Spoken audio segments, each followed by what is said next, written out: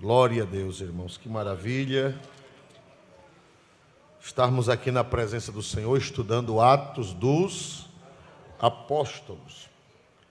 Meus irmãos, nós já estudamos as introduções de Atos dos Apóstolos. Quem foi que escreveu Atos? Vê se a igreja está lembrada. Lucas, o evangelista São Lucas, que não era dos 12. Vocês estão lembrados? Ele não era dos 12 apóstolos, mas ele era considerado, o som está fazendo barulho, mas ele era considerado varão apostólico. Quem lembra que eu falei sobre isso? O que é um varão apostólico? É aquele que não era apóstolo, mas era ligado a um dos apóstolos.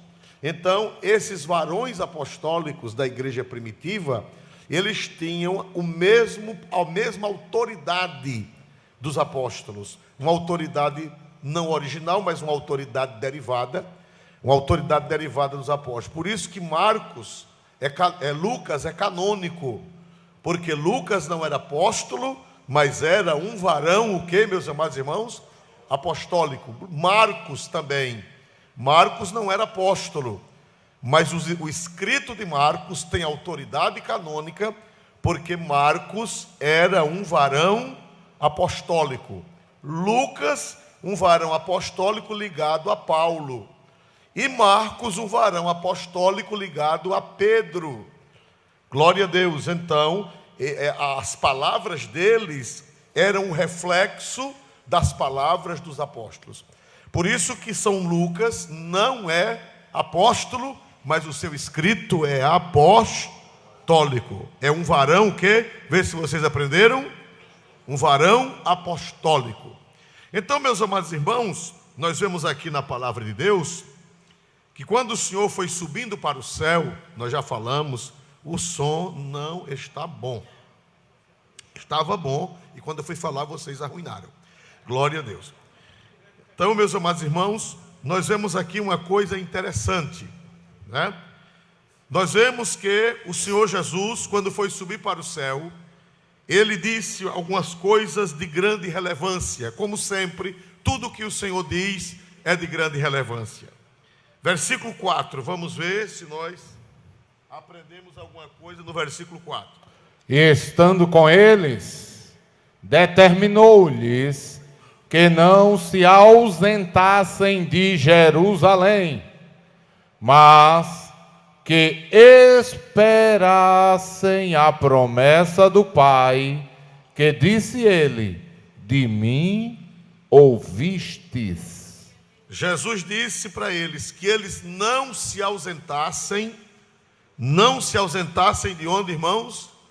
Jerusalém, mas esperassem a promessa do Pai. Qual era ou qual seria essa promessa? A promessa da vinda do Espírito Santo. Os irmãos sabem que Deus é um Deus só, mas esse Deus, ele subsiste eternamente em três pessoas: Deus Pai, Deus Filho e Deus Espírito Santo. São três pessoas distintas, porém com a mesma essência, com a mesma glória, com a mesma majestade, com o mesmo poder, com a mesma onisciência, com a mesma onipotência, com a mesma onipresença, com a mesma majestade. Três pessoas, um só Deus. Amém? Então, pastor, como é que dá para entender que é um só Deus em três pessoas? É um mistério. E mistério, a mente humana não consegue o quê, meus amados irmãos? Entender. Nós recebemos por fé, mas nós não podemos dar uma explicação lógica, humana, porque Deus é muito grande e a nossa mente é muito pequena, não dá para explicar tudo. É como Jesus, verdadeiro Deus e verdadeiro homem. Dá para explicar? Me ajudem. Não tem. Como é que dá para explicar que o verbo se fez carne e habitou entre nós? No princípio era o verbo estava com Deus e o verbo era Deus. Quer dizer, Jesus estava com o Pai, ele não era o Pai, ele estava com o Pai. E era Deus também. Por quê? Porque é da mesma essência do Pai.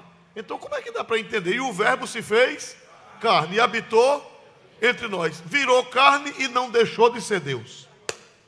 Como é que pode entender uma coisa dessa? Nós não entendemos, mas nós curvamos a cabeça e dizemos: aceitamos, Senhor, a tua palavra. E quando a gente chega lá, o Senhor vai nos revelar, porque lá nós teremos condições de entender o que nós não entendemos aqui. Então, irmão, Jesus, ele disse que ia mandar ficasse em Jerusalém e esperasse a promessa do Pai. Porque a vinda do Espírito Santo é chamada de promessa do Pai. Por quê? A vinda do Espírito Santo é chamada de promessa do Pai. Porque desde o Antigo Testamento, que Deus Pai, antes de Jesus vir à terra, Deus Pai já vinha prometendo que iria mandar o Espírito Santo. Nos profetas, quem diz algum profeta que falou no Antigo Testamento, Deus prometeu por um dos profetas? Quem lembra? O mais famoso, Isaías, mas Deus falou por Isaías. Mas o outro que é chamado profeta pentecostal, Joel. Então Deus já vinha falando, por isso que Jesus chama o batismo no Espírito Santo, Jesus chama de promessa do Pai, porque essa promessa, ela já vem desde os tempos do Antigo Testamento. Por isso que é chamada de promessa do Pai. Jesus, ele apenas corrobora a promessa do Pai. Então, meus amados irmãos, no tempo antigo, o Espírito Santo já atuava no mundo. Pastor, o Espírito Santo só veio atuar no mundo depois do dia de Pentecoste? Não. Desde a criação, o Espírito Santo, ele atua junto com o Pai e com o Filho, ele atua. A Bíblia diz que no princípio criou Deus os céus e a terra era sem forma e vazia, e havia trevas sobre a face do abismo, e o Espírito de Deus se movia sobre a face das águas. O Espírito Santo, ele não veio atuar na terra no dia de Pentecoste, ele já vinha atuando desde o princípio do mundo. Quem preservou a criação foi o Espírito Santo. Quem embelezou a criação foi o Espírito Santo. Quem deu vida à criação foi o Espírito Santo. A criação é uma obra trinitária. É uma obra do Pai, é uma obra do Filho e é uma obra do Espírito Santo. Então o Espírito Santo, ele já vem trabalhando. Agora, ele agora viria de um modo especial. Jesus estava prometendo que ele viria de um modo diferente, de um modo espetacular, de um modo poderoso, de um modo visível, de um modo glorioso. Louvado seja Deus. Vamos abrir a Bíblia no versículo 5, Atos 1:5. Glória ao nome do Senhor. Porque, na verdade, João batizou com água, mas vós sereis batizados com o Espírito Santo, não muito depois destes dias. Pronto, aí entra a palavra o Espírito Santo. O Espírito Santo, ele tem vários títulos, não são nomes, são títulos. Ele é chamado Espírito com E maiúsculo, ele é chamado Espírito Santo, ele é chamado Espírito do Senhor, ele é chamado Espírito do Senhor Deus, ele é chamado Espírito do Senhor Jeová, ele é chamado Espírito de Cristo e ele é chamado Espírito do Senhor Jesus. Tudo é a mesma coisa. Então, pastor Isualdo, quantas vezes o Espírito Santo é referido em Atos? Quem sabe dizer quantas vezes se fala no Espírito Santo em Atos dos Apóstolos? Quem sabe dizer? Alguém já fez essa pesquisa? Quantas vezes se fala no Espírito Santo em Atos? 60 vezes. Em Atos dos Apóstolos se fala no Espírito Santo 60 vezes. Aleluia! Por sinal, alguém disse que o nome Atos dos Apóstolos não seria apropriado. Alguém disse que o nome deveria ser Atos do Espírito Santo. Porque o Espírito Santo, ele está presente em Atos, da primeira à derradeira página de Atos dos Apóstolos. Aleluia! Ele vem para agir, ele não é uma força. Existe uma seita que anda de porta em porta, batendo, vendendo revista, e eles dizem que o Espírito Santo é uma força, apenas é uma influência, apenas é uma energia. Então o Espírito Santo trabalharia na Equatorial? Não, o Espírito Santo não trabalha na Equatorial. Deus guarde o Espírito Santo trabalhar naquela empresa, né? Então, meus amados, que é muito caro, porque é muito careira, né? Glória a Deus. Então, meus amados irmãos, não, o Espírito Santo não é uma força, não é uma energia. O Espírito Santo é uma pessoa. Ele é uma pessoa viva que fala, que age, que pensa, que opera, quem glorifica a pessoa do bendito Espírito Santo de Deus. Ele não é uma energia, ele é uma pessoa. E 60 vezes se fala em Atos dos Apóstolos no Espírito Santo. 60 vezes. A primeira vez é no capítulo 1. E aí vai se desenrolando, ele agindo, ele descendo, ele falando, ele impulsionando, ele revelando, ele mandando, ele esclarecendo. O Espírito Santo é um ser vivo, ele só não é visível, ele só não é palpável, mas ele é um ser real. Glória seja dada a Deus nesta manhã. Meus amados irmãos, vamos ver São João, Jesus falando dessa promessa, a promessa do Pai, São João 14, 17. É só voltar um pouquinho as páginas de Atos. João é colado em Atos. São João capítulo 14, versículo 17. Uma prova que o Espírito Santo já estava atuando, mas ele não estava atuando de forma plena. Vamos lá.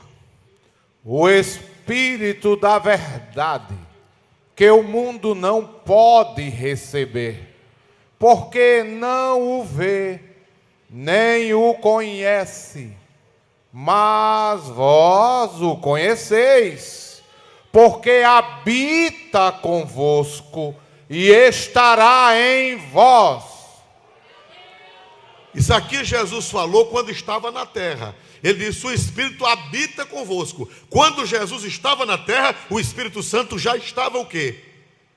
Atuando na terra. O Espírito Santo habita convosco. Mas ele disse: e estará o quê? Olha o presente. Porque habita é tempo o quê? Habita é tempo passado, é tempo presente ou é tempo futuro? Do verbo. Ele habita. Jesus disse: ele já habita. Ele já está aqui. Desde o princípio do mundo que ele já habita. Desde o princípio do mundo que ele já atua. Aí vem, e o quê? E o quê? Estará. É presente ou é futuro? Estará onde? Em vós. Ele já estava presente, mas ele não estava ainda atuando dentro dos crentes. Ele já estava no mundo, ele já habitava. Os crentes do tempo de Jesus já viam as operações do Espírito Santo, mas o Espírito Santo precisava possuí-los, o Espírito Santo precisava entrar neles, o Espírito Santo precisava operar na vida deles. E isso só aconteceu depois do dia de Pentecostes. Ele já habita convosco, mas ele estará em vós. Por isso que ainda era uma promessa a ser realizada, que só se concretizou no dia de Pentecostes. Nós vamos ver isso, irmãos amados. O Espírito Santo é uma pessoa igual a Jesus. Vamos ver isso em São João 14, 16. Evangelho de São João 14, 16. O mesmo Evangelho de São João 14 de Jesus. Jesus falou dele, isso aqui foi na véspera da morte. Todos esses discursos de 14, 15 e 16 foi depois da Santa Ceia. Foi depois do culto de ceia, esses 3 capítulos, estes discursos do Senhor Jesus. Glória a Deus. E eu rogarei ao Pai, e Ele vos dará outro Consolador, para que fique convosco para sempre. Quem diz amém? Vamos estudar gramaticalmente este texto. E quantas pessoas tem aí neste texto? Gramaticalmente, quantas pessoas? Vamos ver. Todo mundo leia. 1, 2, 3. E eu rogarei ao Pai. Pronto, nessa pequena frase, quantas pessoas tem? 2. 2 pessoas. Jesus disse: eu rogarei a quem? Ao Pai. Ao Pai. Já tem 2 pessoas aí. Os hereges negam a Trindade. Ah, não tem o nome Trindade na Bíblia. Meu filho, o nome é dado depois. Quando você nasceu, você já tinha nome? O nome veio antes ou veio depois de você? Depois. Quando sua mãe lhe registrou antes de você nascer, não foi bonitinho? Ela chegou no cartório buchuda e disse: o nome desse menino é Zé, registre. Não. Quando é que registra a criança? Depois que ela nasce. A Trindade existe desde a eternidade. Agora, a nomenclatura Trindade surgiu depois. A nomenclatura. O nome Trindade não está na Bíblia, mas a Trindade está na Bíblia. Por exemplo, o nome Bíblia. Nas nossas Bíblias não estão escritos Bíblia Sagrada, estão? Você sabia que dentro da Bíblia não tem o nome Bíblia? Dentro da Bíblia não tem o nome Bíblia. O nome Bíblia veio 400 anos depois que o cano foi encerrado. Veio 400 anos depois de Cristo o nome Bíblia. Quem foi que deu o nome de Bíblia ao livro sagrado? Foi João Crisóstomo, patriarca da igreja de Constantinopla. Ele foi quem chamou a Bíblia de Bíblia. Até então era Sagrada Escritura, até então era Palavra de Deus, até então era texto sagrado. Mas o nome Bíblia veio 400 anos depois. Que quer dizer coleção de livros pequenos. Biblion, no grego, quer dizer coleção de livros pequenos. Então a Bíblia já existia. O nome Bíblia foi que veio depois. A Trindade já existia.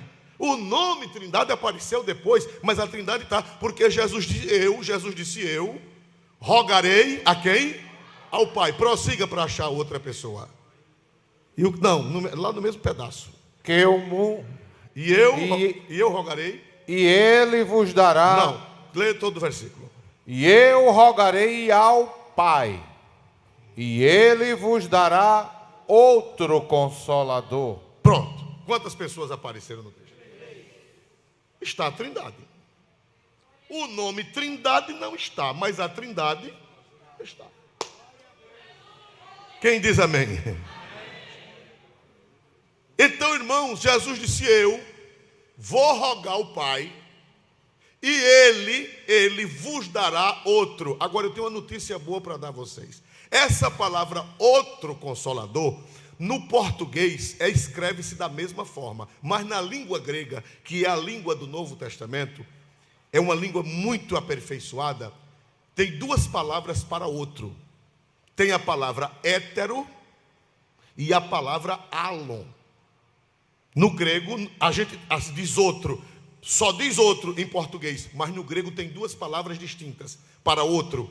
Uma é hétero e outra é alon. Hétero quer dizer outro diferente. Por exemplo, heterossexual. O que quer dizer isso? Heterossexual. De onde vem essa palavra em português? Heterossexual é uma pessoa do sexo diferente. Diferente de homo. Hétero quer dizer é outra pessoa, mas é uma outra pessoa diferente. No grego não está hétero consolador, está alon. E alon no grego quer dizer outro, porém da mesma espécie. Alon. Quem conhecer, quem quiser, hoje em dia o pregador tem que ter cuidado no que diz, porque o povo está com a internet na mão. Hétero é outro diferente, e alon é outro igual. Jesus disse que o Espírito Santo é outro, mas é outro igual a Ele, com o mesmo poder, com a mesma glória, com a mesma essência. Quem pode dar glória ao nome santo de nosso Senhor e Salvador Jesus Cristo? Então Jesus indo para o céu, quem era que viria? Jesus iria para o céu, e quem era que viria para a terra? O Espírito Santo, que é outro diferente ou é outro igual? Alon, igual. Por que é que a igreja não perece? Porque o outro que veio é igualzinho a Jesus. Se eu fosse você, eu dava um glória a Deus. O Espírito Santo não é hétero, é alon. É outro, mas é outro igual a Jesus. Porque foi, aleluia. Porque foi que quando Jesus foi para o céu, meus irmãos, que pena que o som hoje está me traindo. Glória a Deus. Eu não vou pagar o 13º de vocês. Glória a Jesus. Prepare, vocês me pagam. Glória a Deus. Então, meus amados irmãos, o que é que acontece, irmãos amados? Por que foi que a igreja continuou com o mesmo poder? Piorou. Aí não vai ter nem o salário, glória a Deus. Por que foi que a igreja continuou com o mesmo poder? Por que foi que a igreja continuou com o mesmo poder quando Jesus foi para o céu? Por quê? Me ajudem a me entender. Por que foi que Jesus continuou curando, expulsando o demônio, vencendo o poder, a majestade e a glória? Por que foi que quando Jesus foi para o céu e o Espírito Santo veio, as coisas continuaram do mesmo jeito? Por quê? Porque o outro que veio,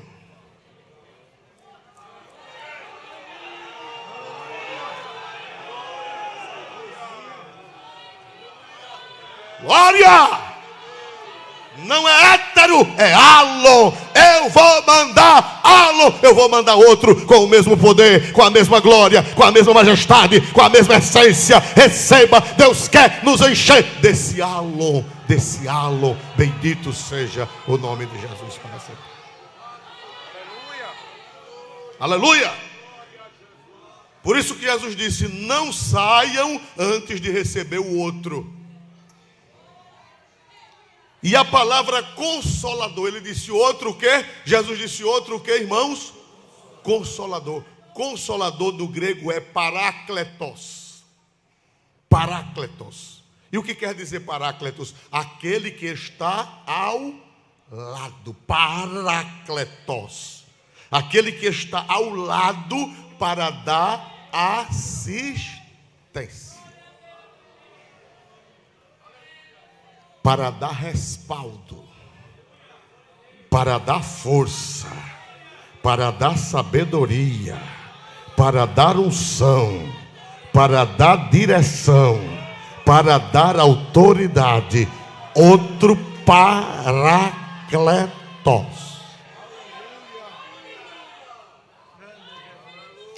E se os apóstolos tivessem saído sem esse paráclito? Me ajudem?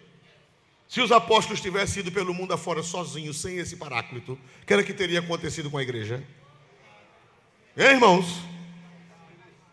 Falhado imediatamente. A igreja não falhou, apesar dos altos e baixos da igreja. Por que é que a igreja ainda existe, irmão? Por quê?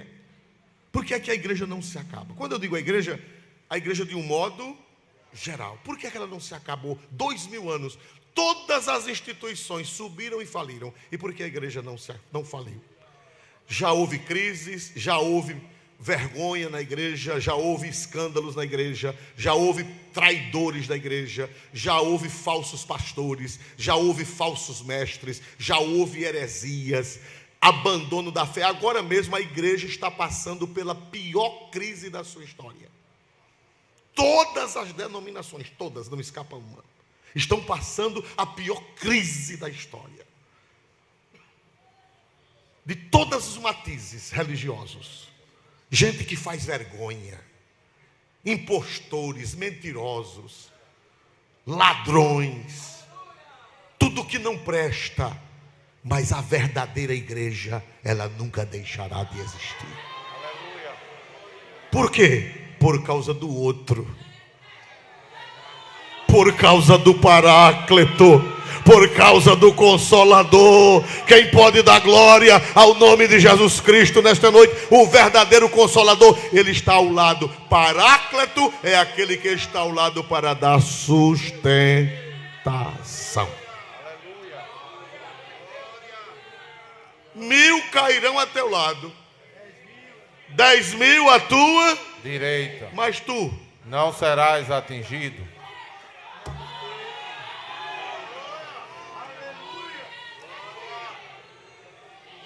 Então, irmãos amados, hoje em dia você abre a internet e, meu Deus, faz vergonha. Os vídeos que mandam de gente de igreja que não tem nada de igreja, e a zombaria e a crítica. Olha aí os protestantes, olha aí os seus evangélicos, olha aí o que virou a igreja. Não, a igreja não, a igreja é santa. Aquilo ali não é igreja, aquilo ali é uma mundiça, aquilo ali é uma catrevagem. A igreja não, a igreja ela tem assistência do Paráclito, ela tem assistência do Consolador. Aleluia! Glória ao Senhor Jesus Cristo. Quem crê que o Consolador está com a igreja, dê um glória para Deus mais forte. Ele disse: eu vou mandar o Paracleto, o Consolador, que vai dar assistência.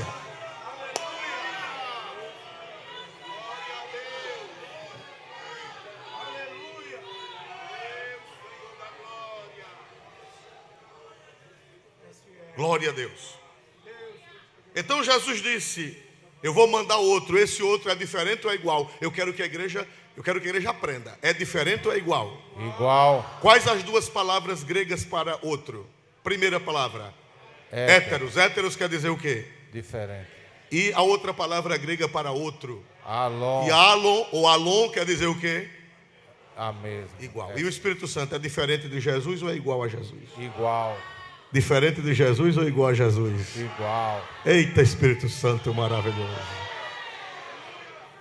É igual. Aleluia. Glória seja dada a Jesus. Glória seja dada a Jesus. Glória seja dada a Jesus. Ele foi, mas ele mandou outro igual a ele.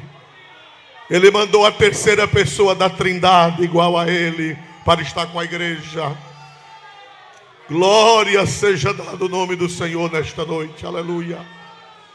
Aleluia. Irmãos, a Bíblia é linda. Agora tem coisas que, se você não tiver cuidado, você não compreende, você não entende. Capítulo 14 de São João 18, Jesus falando do Espírito Santo e dele. Por isso que ele é halo. São João 14, 18. Veja que coisa linda. Não vos deixarei órfãos, voltarei para vós. Jesus disse: não vos deixarei órfãos, voltarei para vós. Jesus, o senhor disse que vai vir mesmo ou vai mandar o Espírito Santo? Porque ele disse, ele falando da vinda do Espírito Santo, ele disse: não vos deixarei órfãos. O que quer dizer órfãos? O que é uma pessoa órfã? O que é? Abã. Jesus disse: eu não vou deixar vocês órfãos, eu vou voltar para vocês. Como, afinal, era ele ou era o Espírito Santo? Era o Espírito Santo. E por que ele disse: voltarei para vós? Ele está dizendo que o Espírito Santo vindo era mesmo que ser ele.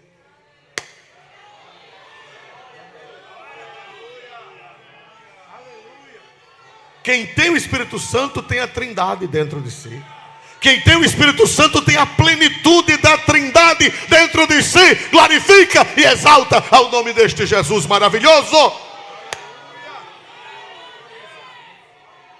Porque ele não é hétero, ele é halo.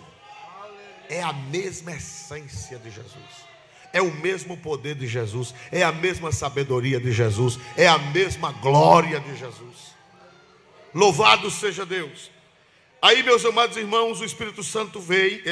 Jesus está dizendo: não saiam de Jerusalém até que do alto vocês sejam revestidos de poder, vocês sejam batizados. O que quer dizer batizado no Espírito Santo? A palavra batizado no grego, baptismo, significa imergidos.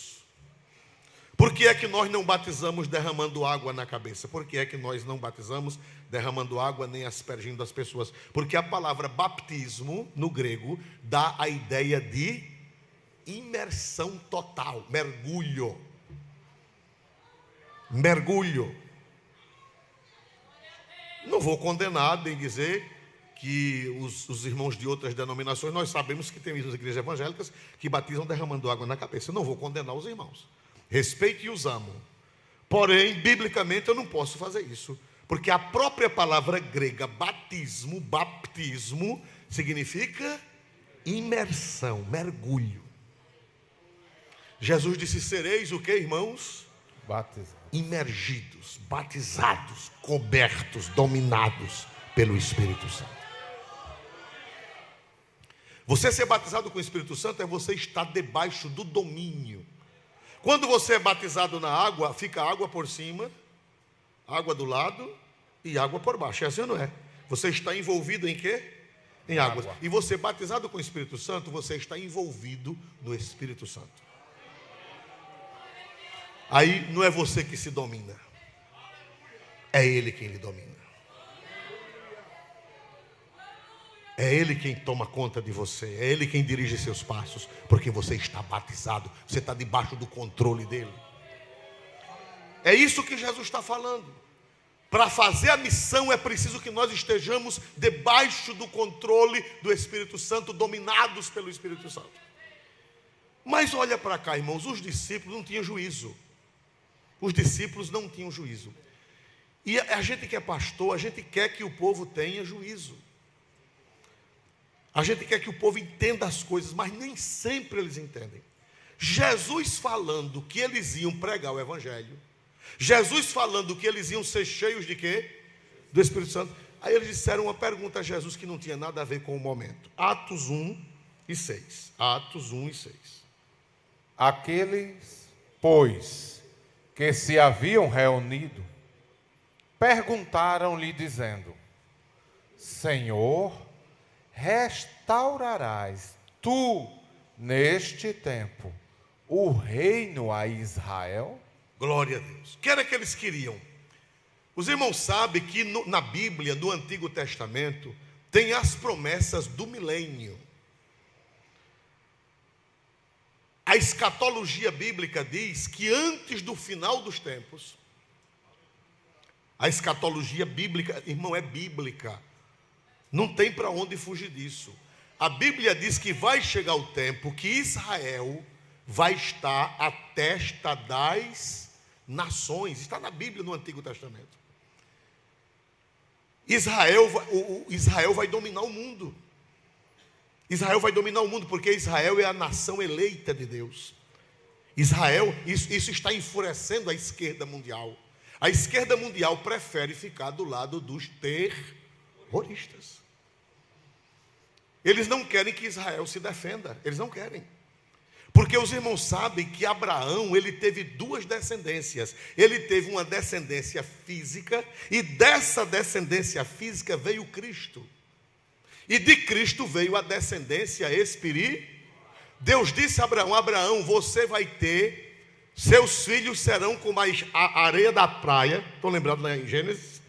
Deus disse a Abraão: sua descendência vai ser como a areia da praia. E outra vez Deus disse: a sua descendência vai ser como as estrelas do céu. Tem diferença? Deus disse que uma hora a descendência de Abraão seria como a areia. E outra hora Jesus disse que a descendência de Abraão seria como a...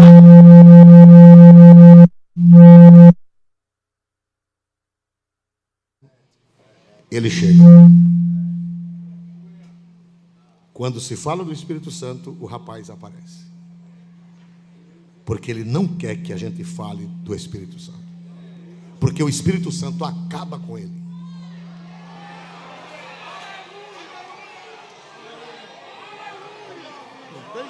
Tem explicação? Tem explicação?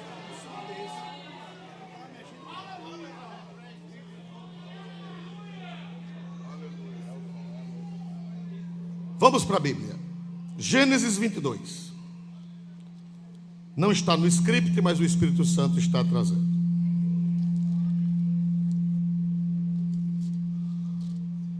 Gênesis capítulo 22, Deus falando com Abraão.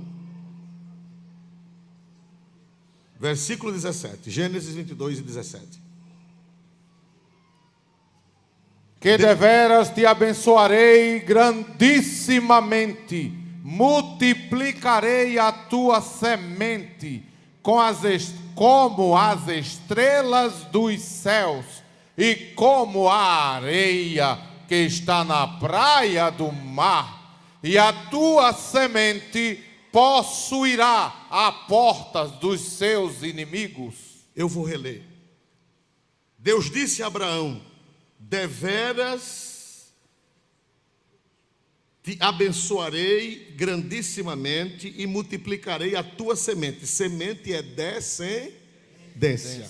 Multiplicarei a tua semente como é uma figura de linguagem, como as estrelas dos céus e como a areia que está na praia. Abraão tem duas descendências. Uma descendência que é comparada às estrelas, e uma outra descendência que é comparada à areia. Areia é da terra ou é do céu? Areia é da terra ou é do céu? E estrelas? Então Deus tem Abraão tem duas descendências. Abraão tem a descendência da terra, da areia. Quem são os descendentes de Abraão da areia? Os judeus. Biológicos, os filhos biológicos de Abraão, eles são a descendência da areia, da terra. Abraão gerou Isaac, Isaac gerou Jacó, Jacó gerou os 12 patriarcas, e saiu gerando, e gerou essa geração que está aí até hoje. Mas deles veio quem? Deles veio quem? Há 2000 anos atrás, nascido da Virgem Maria, veio quem? Cristo. E Cristo gerou uma outra geração não biológica, não física, mas uma geração espiritual. Quem é essa geração espiritual? Tem aqui hoje dessa geração espiritual? Israel é a geração da areia, e a igreja é a geração das estrelas. Deu para entender? Nós somos descendentes biológicos ou descendentes espirituais de Abraão? E quem são até hoje os descendentes biológicos de Abraão? Israel. Por que é que a esquerda mundial está se levantando contra Israel? Por quê? Por causa dessa palavra, porque eles são a descendência de Abraão. Foi deles que veio Cristo. Eles rejeitaram Jesus, mas a Bíblia diz que no final dos tempos eles vão se converter ao Senhor. E eu tenho uma notícia para vocês. Eu estive em Recife, no mês de outubro, com o pastor Ezequias Soares, que é um dos luminares da nossa igreja. É um dos que conhecem mais o grego e o hebraico na nossa igreja. E ele tem uma filha que sempre está em Israel. E ela frequenta as sinagogas messiânicas. Já existem milhares e milhares de judeus em Israel que estão aceitando Jesus como Salvador.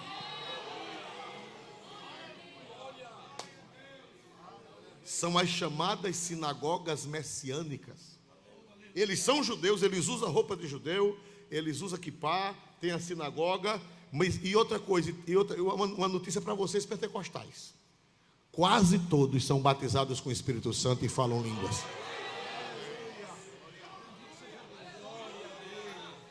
Aleluia. Aleluia. Diz que está sendo judeu, sendo crente em Jesus. Por quê? Porque a Bíblia diz que no final dos tempos os judeus irão converter ao Senhor.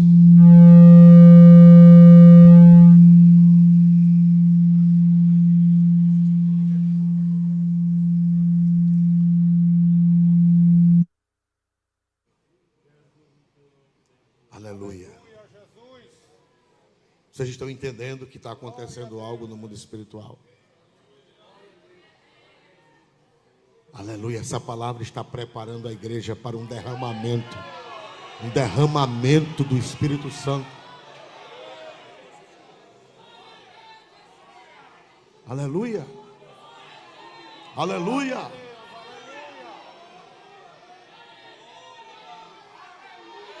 Glória a Deus nas alturas dos céus.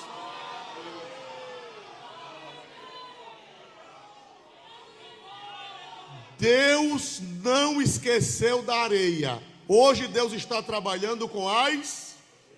Me ajude. Hoje Deus está trabalhando com as... Estrela. Quem é a descendência de Abraão, que é a estrela do céu? A igreja. E quem é a descendência de Abraão, que é a areia do mar? Judeu. Israel. Mas Deus não esqueceu da areia.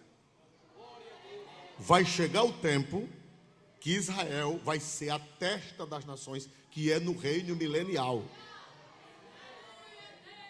Mas não é esse momento. Esse momento não é o momento de Israel. Esse momento é o momento da igreja. Isso aí no futuro. Aí eles disseram: Jesus, é agora. Leia de novo, por favor, pastor Múcio. Atos 1:6, por gentileza. Atos 1:6, leia por gentileza. Aqueles, pois, que se haviam reunido, perguntaram-lhe, dizendo: Senhor, restaurarás tu, neste tempo, o reino a Israel? Eles queriam que Deus restaurasse logo Israel. Eles queriam que o final dos tempos chegasse logo.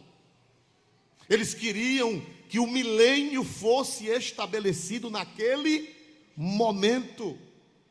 Eles estavam ansiosos, nós não queremos, em outras palavras, eles estavam dizendo, a gente não quer esse negócio de evangelização não, a gente quer que o Senhor venha logo, e a gente quer que o Senhor estabeleça logo o reino que o Senhor prometeu aos profetas do passado. E Jesus disse, mas olha como é que eles querem. Jesus disse, não é assim não. Eu tenho um povo para juntar em toda a face da terra. Eu tenho um povo para juntar, eu tenho um rebanho. Jesus tinha dito em São João 10,16, Jesus disse, eu ainda tenho outras ovelhas. Foi assim ou não foi que ele disse? Eu ainda tenho outras ovelhas que não estão neste aprisco, que a mim me convém agregá-la. Não é hora de vir o reino agora, é hora de ajuntar as ovelhas. Vocês vão passar 2000 anos ajuntando as minhas ovelhas, ajuntando as minhas ovelhas, ajuntando as minhas ovelhas, no poder do Espírito Santo. Quem está entendendo? Eles queriam que o reino fosse estabelecido logo. Aí Jesus olhou para eles e deu uma resposta boa. Vamos ver o versículo 7, por gentileza. Jesus deu uma resposta boa para eles. Versículo 7. E disse-lhes: não vos pertence saber os tempos ou as estações que o Pai estabeleceu pelo seu próprio poder. Falta um pouquinho. Jesus disse, não vos pertence saber os tempos e as estações. Tempos e estações. Pastor, no grego, essas duas palavras, tempos e estações. Qual a diferença? Tempo, a primeira palavra tempo no grego é cronos, de onde vem o tempo cronológico. Ontem, hoje e amanhã. Cronos. E a palavra estações não é cronos. Tempos e estações. Estações no grego é kairos, que quer dizer um tempo especial que não depende da cronologia. Jesus disse que o tempo e as estações, o tempo, a cronologia, não deveria eles se preocuparem com isso. Vão fazer a missão de vocês e deixa os tempos e as estações com o Pai.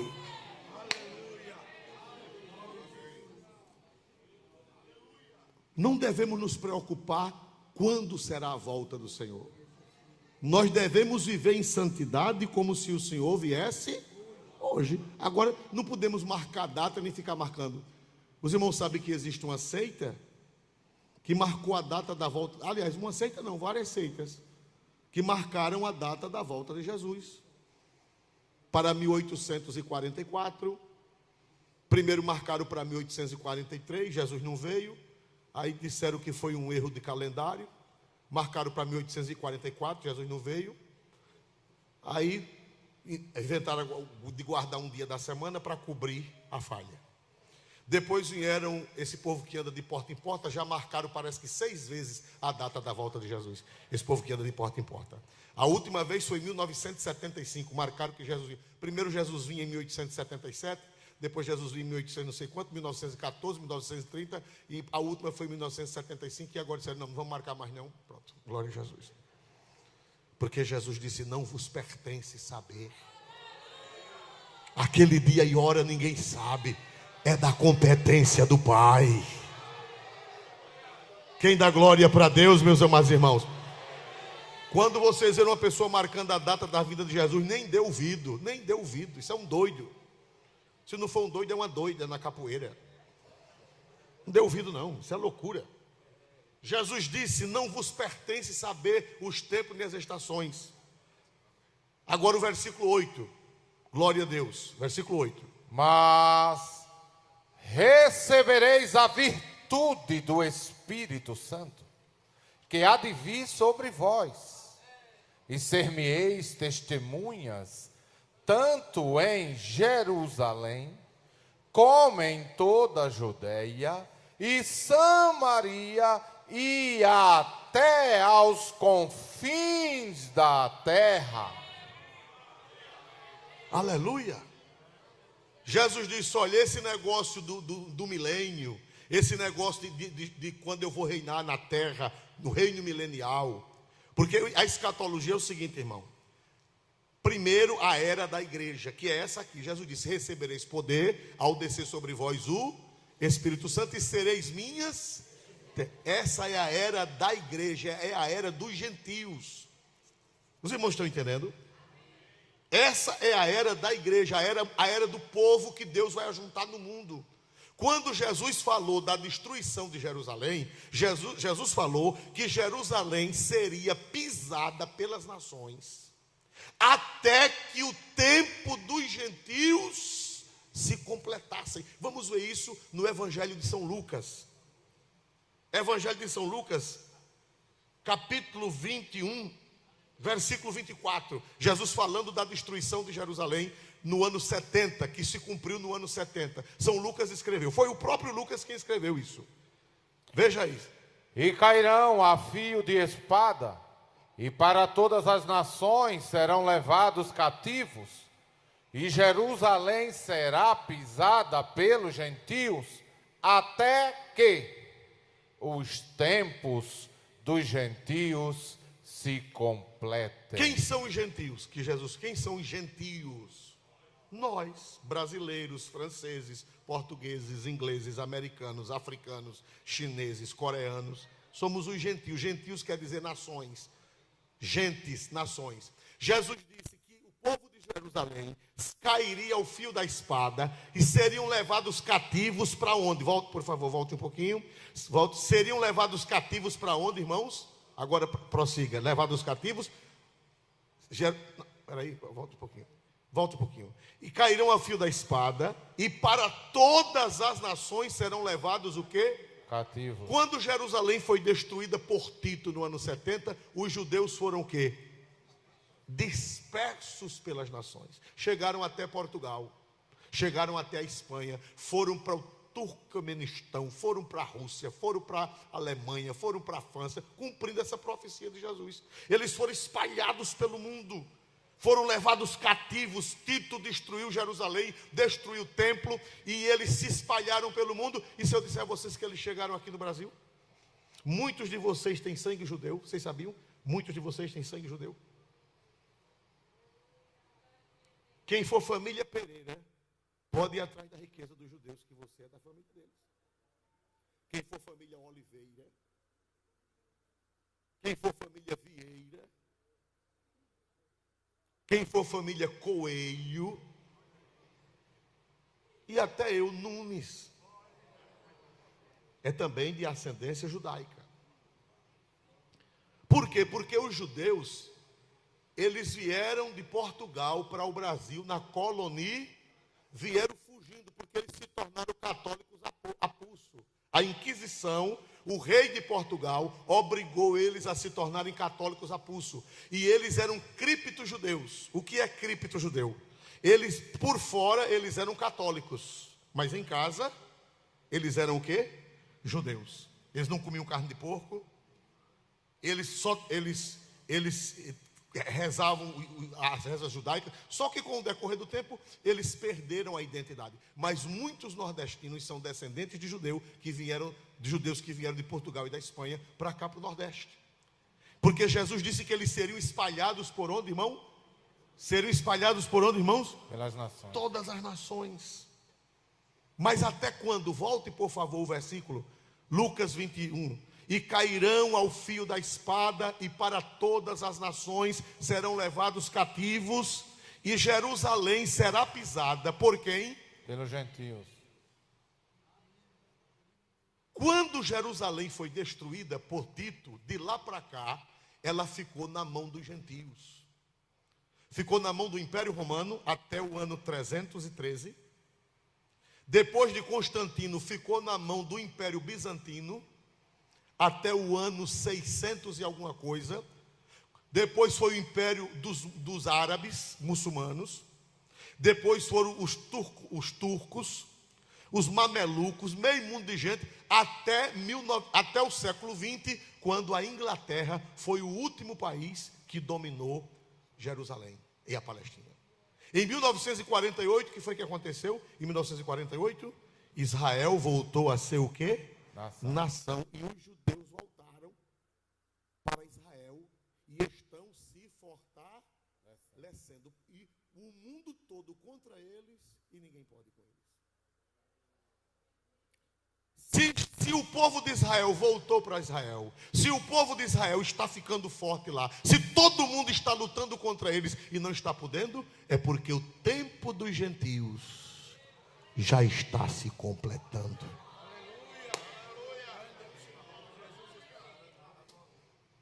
Quem está entendendo? Quem está entendendo? Jerusalém será pisada pelos gentios até que os tempos dos gentios se completem. E hoje Jerusalém é um país, é uma nação, a capital é claro, Israel é uma nação autônoma, pequena, sem recursos minerais, sem nada, mas é um dos países mais prósperos do mundo. Tecnologia de ponta. Meio mundo de gente guerreando contra eles e ninguém pode com eles. Aleluia. É porque o tempo da igreja já está terminando na terra. O tempo do gentio já está terminando na terra. Pastor Isolde, esse tempo dos gentios que Jesus disse, quanto tempo já faz? Vamos ver se vocês estão entendendo. Quanto tempo já faz esse tempo dos gentios de Cristo para cá? De Cristo para cá. Cerca de 2000 anos. E esse tempo foi a oportunidade dada a quem por Deus? Esses 2000 anos. Foi a oportunidade a quem? Deus abriu as portas para quem? Para a igreja. Para a igreja. Para nós. Por isso que Mateus não fala no tempo dos gentios. Mateus usa outra expressão que é a mesma coisa. Eu acho linda a Bíblia. Por que 4 evangelhos? Por que não um evangelho só? Por que 4? Porque 4 evangelhos, cada um fala de um aspecto diferente da mesma coisa. Segundo o estudo forense, olha para cá. Por que é que nos 4 evangelhos tem nuances diferentes que os inimigos dizem o quê? Olhe para cá. Os inimigos dizem, a Bíblia está errada, porque um evangelho diz uma coisa e outro evangelho diz outra. Não diga isso não, eu já ia lhe chamar de Anne, mas não vou não, glória a Jesus. Segundo os estudos forenses, quando chamam as testemunhas para testemunharem de um crime, para testemunharem de um caso, se aparecerem 4 testemunhas e as 4 testemunhas disserem exatamente a mesma coisa, ipsis literis, o que é que o juiz vai dizer? Que esse julgamento foi combinado. Segundo o estudo forense, 4 testemunhas, cada uma tem que contar o que viu, e o que ela viu sempre será um pouco diferente da visão do outro. Se 4 testemunhas chegarem perante o juiz e contarem, eu vi assim do mesmo jeito, essas 4 testemunhas são falsas, segundo os estudos forenses. Tem que haver detalhes que um enxergou e o outro não enxergou. Por que 4 evangelhos? Os 4 evangelhos não contradizem. É porque as 4 testemunhas não foram combinadas. Elas são verdadeiras. E se eu fosse você, eu levantaria a Bíblia e daria um glória a Deus pelos 4 evangelhos. Dê um glória para Deus, porque isto aqui não é combinado não. Isso aqui é a verdade.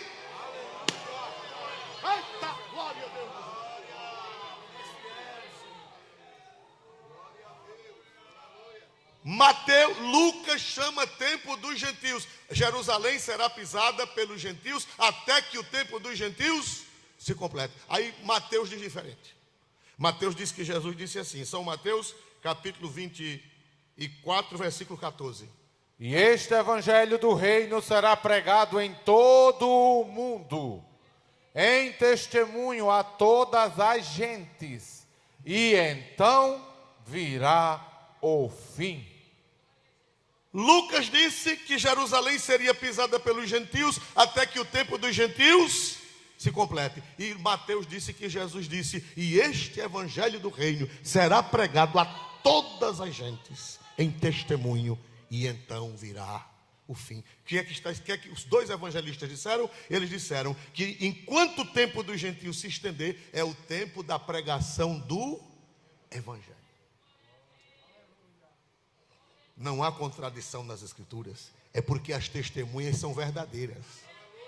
Se as duas testemunhas disseram a mesma coisinha, são duas testemunhazinhas sem vergonhinhas. Se elas disseram a mesma coisinha, são duas testemunhas sem vergonhinhas que se encontraram num quartinho na esquininha para combinar. Mas isso aqui não tem combinação. Isso aqui é a verdade insofismável. Ah, vocês não entenderam. Isso aqui é a verdade insofismável do evangelho.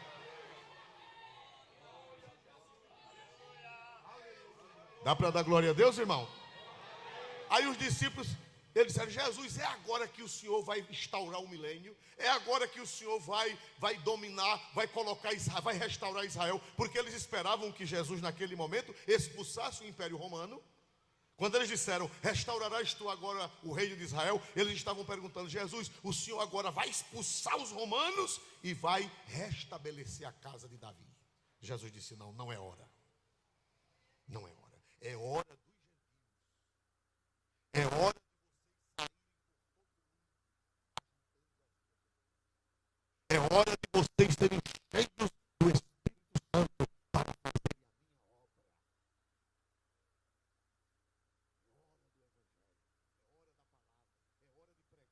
do Evangelho. É hora da palavra. É hora de pregar. É hora de ser cheio do Espírito Santo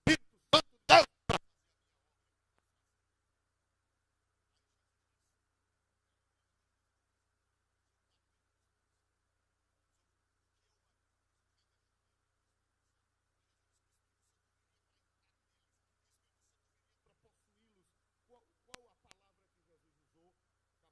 Capítulo 1, versículo 8 de Atos dos Apóstolos.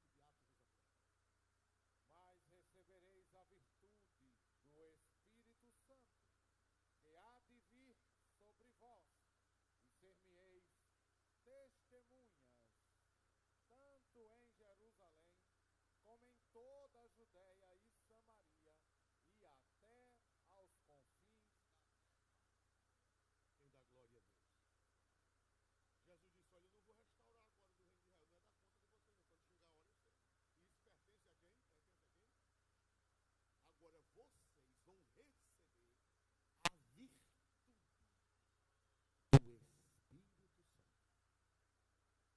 mas na Bíblia atualizada e em outras versões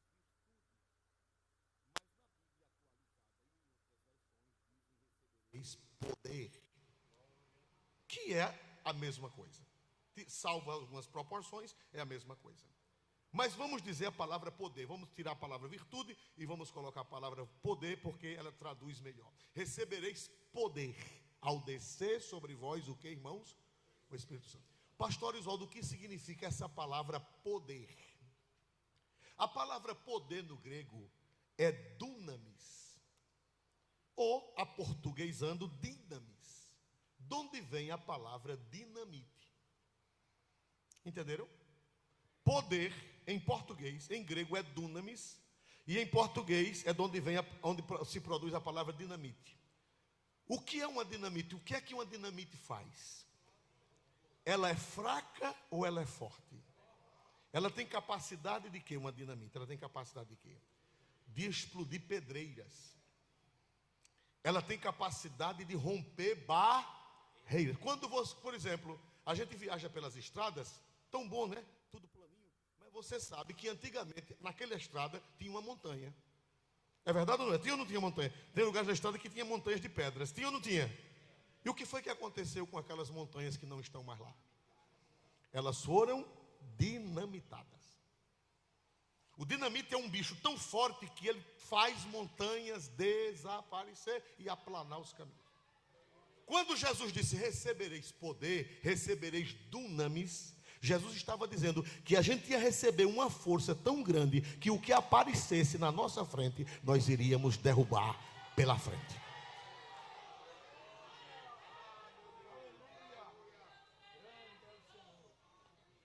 Irmãos, a igreja é uma prova do dunamis de Deus.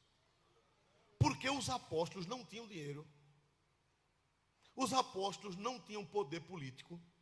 Os apóstolos não tinham poder econômico. Os apóstolos não tinham imprensa, eles não tinham mídia, eles não tinham televisão, eles não tinham rádio, eles não tinham nem cavalo, nenhum cavalo. Os apóstolos, nenhum cavalo para andar não tinham. E como é que esses homens invadiram o Império Romano? Como é que esses homens e essas mulheres, cheios e cheias do Espírito Santo, conquistaram o mundo para Cristo? Como é que pode uma coisa dessa? Sem recursos, sem mídia, sem nada. E os irmãos sabem que essas coisas, elas são fluxos e refluxos. Tem hora que diminui e tem hora que avança. Vamos voltar agora para o movimento pentecostal Assembleia de Deus no Brasil. Quando a Assembleia de Deus chegou, hoje como é que se funda uma igreja hoje? Essas igrejas modernas, essas igrejas oportunistas, elas chegam numa cidade, elas não vão ganhar almas. Essas igrejas oportunistas, eles fazem um cálculo, eles fazem uma sondagem. Onde é que tem crente desgostoso? Onde é que tem crente rico que está com raiva do pastor? Onde é que tem crente rico que está desgostoso com a igreja? Eles fazem uma sondagem e caem em cima como urubu na carniça. Aí bota nas mídias sociais: vamos abrir a igreja tal, com mídia, com rádio, com televisão, aí é um novo estilo de vida. Aí já começa com quantas pessoas? Numa cidade como São Paulo, numa cidade como Belo Horizonte, numa cidade como Maceió, uma igreja dessa já vai começar com quantas pessoas? Centenas. Porque tem a mídia, tem o comercial. Não começa do zero, começa roubando ovelhas que já foram ganhas, pescando em aquário. É fácil fundar uma igreja assim. Mas a Assembleia de Deus não nasceu assim. A Assembleia de Deus encontrou toco, encontrou pedra, encontrou barreira, mas aí os crentes eram cheios de dínamos, de dinamite, era cheio do Espírito Santo. Aleluia. Dá para dar glória para Deus, irmão? Como foi que o Evangelho chegou em Palmeira dos Índios, na década de 30? Como foi que o Evangelho chegou lá? Os batismos eram feitos à noite, escondido.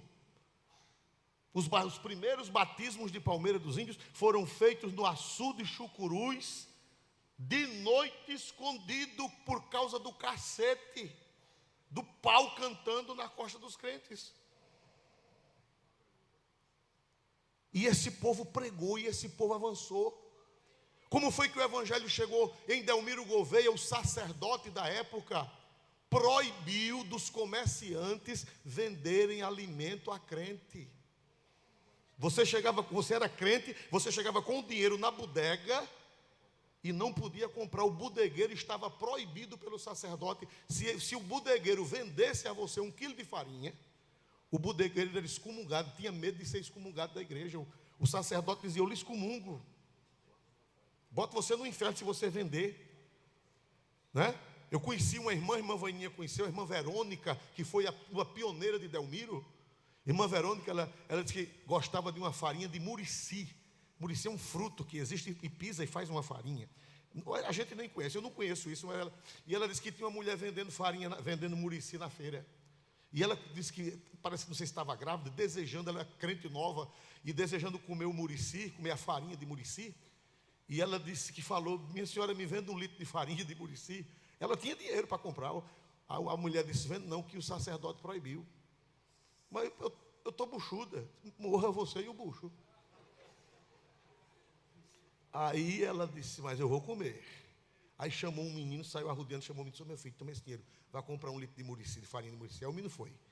Quando o menino comprou, a mulher não sabia que era para ela, vendeu a farinha de murici. O menino foi, e ela ficou olhando. Aí quando entregou a irmã, ela disse: ei, traga meu murici de volta. Ela disse: trago mais não, já está pago. Glória a Jesus. Era assim, irmão. Crente pisando em coroa de frade, se espinhando, dirigindo culto a pé, dentro dos igarapés, dentro da lama, sendo perseguido por lampião. Pastores tomando posse debaixo de pé de árvore, de pé de pau, que não tinha casa, ninguém alugava casa. E o fogo caindo, e Jesus salvando, e Jesus batizando com o Espírito Santo, e essa igreja se tornou esta potência. quebrando essas barreiras, quebrando essas pedras. Por isso que Jesus disse: recebereis poder. E o que é poder? Dunamis, de onde vem a palavra dinamite. É um poder que explode tudo e que não teme nada. Quem dá glória para Jesus por isso? Será que nós estamos precisando de novo disso, irmão? O que lhes parece? Nós estamos precisando de um renovo. Hoje, ser cristão é motivo de crítica. Os jovens universitários sofrem. As universidades, a maioria, virou antros de prostituição, antros vergonhosos. E se o jovem não entrar na onda, ele é criticado e até linchado. É até reprovado, o professor reprova. Mas se nós formos cheios do dínamos de Deus, não vai ter ninguém que vai resistir a esta igreja. Recebereis dínamos, recebereis poder ao descer sobre vós o Espírito Santo. O Espírito Santo é a terceira pessoa da Trindade que nos dá essa força, que nos dá esse poder para nós vencermos. Não tenham medo não, irmão. Daqui uns dias vai ser proibido carregar a Bíblia. Tem um homem no Brasil, que eu não vou citar o nome dele, que se ele disser hoje que é proibido andar com a Bíblia, a Constituição vai para o lixo. Tem um homem no Brasil que tem um poder tão forte, que se ele disser, a partir de hoje, é para rasgar todas as Bíblias, as nossas autoridades vão obedecer a ele, porque as nossas autoridades têm medo dele.